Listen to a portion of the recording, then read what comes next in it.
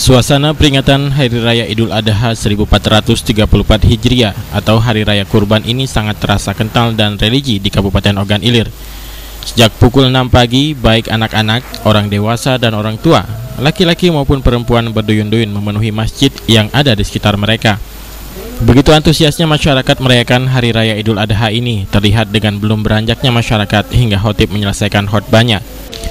Hal tersebut membuat jalan lintas timur Indralaya Kayu Agung menjadi lengang dari pukul 7 hingga pukul 10. Aktivitas perekonomian seperti pertokoan juga tidak dibuka. Bahkan aktivitas perekonomian di pasar tradisional juga tidak ada. Hal ini dikarenakan 90% penduduk Ogan Ilir merupakan Muslim dan kabupaten ini juga dijuluki sebagai kota santri. Ahmad Romawi, PAL TV.